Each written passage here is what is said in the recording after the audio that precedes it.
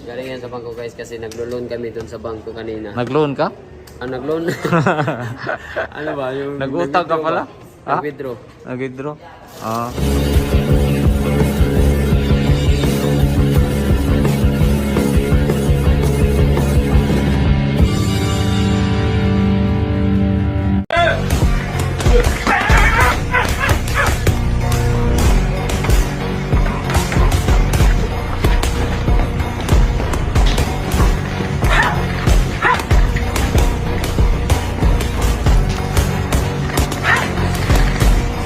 Hello guys, welcome back to our channel Winsworld TV.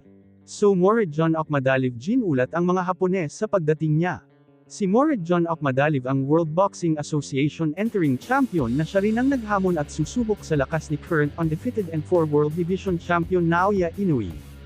Na magaganap ngayon September 14 taon kasalukuyan sa IG Arena sa bansang Japan, kitang-kita kay Okmadaliv na talagang handang-handa na ito sa laban niya kontra Naoya Inoue. Dahil ilang linggo pa naman ang laban niya kontra Naoya Inoue ay maaga si Okmadaliv lumipad ng bansang Japan para makapag-adjust ng klima dito. First time na masilayan ni Okmadaliv ang bansang Japan, kaya mamamasyal daw muna siya umano dito. Para naman kay current undefeated and 4 World Division Champion Naoya Inoue, ay talagang aminado na hindi talaga basta-basta ang taglay na lakas ni Moredjon Okmadaliv, kaya todo training din ito at talagang pinag-aaralan ang lahat ng estilo ni Moredjon Okmadaliv, para mapaghandaan niya ang mga atake nito sa kanya.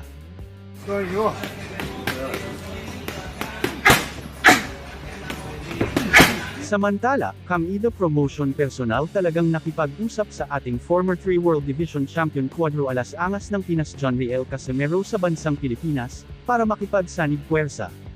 Para sa isang layunin, ang maging matagumpay sa mundo ng boxing sports. Pagkatapos nga pumirma ni John Riel Casimero ng kontrata sa Kamida Promotion, ay madami ang nagtatanong kung kaya nga ba ni John Riel Casimero magbago at madisiplina ang kanyang sarili pagdating sa tamang timbang, dahil alam naman ng karamihan na ilang beses na ito nasangkot sa paglabag sa tamang timbang.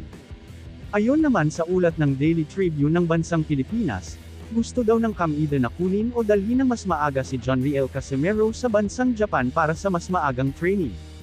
Sa makatuwid sa ilalim si John Riel Casimero sa mas mahigpit na pagsasanay para hindi na maulit ang mga naging problema nito lalong-lalo na pagdating sa tamang timbang. Dahil plano ng Kamida Promotion ang malaking hakbang para sa malalaking mga laban, ayon naman kay Kamida ay hindi siya nangangako na agad-agad niyang makalaban si Naoya Inoue ang kasalukuyang pound-for-pound king, maliban na lang kung sa mga darating na laban ni John Riel Casimero ay mapapahanga niya ang karamihan, at titiyakin daw ng Kamida Promotion na makakalaban niya itong si current undisputed and 4 World Division Champion Naoya Inoue.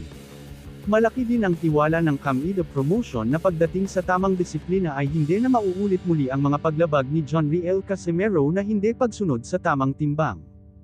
Kaya gagabayan ng Kamida Promotion si John Riel Casimero ng tamang disiplina. Dahil naniniwala ang Kamida Promotion na muling makilala si John Riel Casimero sa pandaigdigan and ablado ng boxing sports. Dagdag pa ni Kamida na lahat niyan ay nakadepende sa ating former 3 World Division Champion Cuadro Alas John Riel Casimero sa una niyang laban under Kamida Promotion.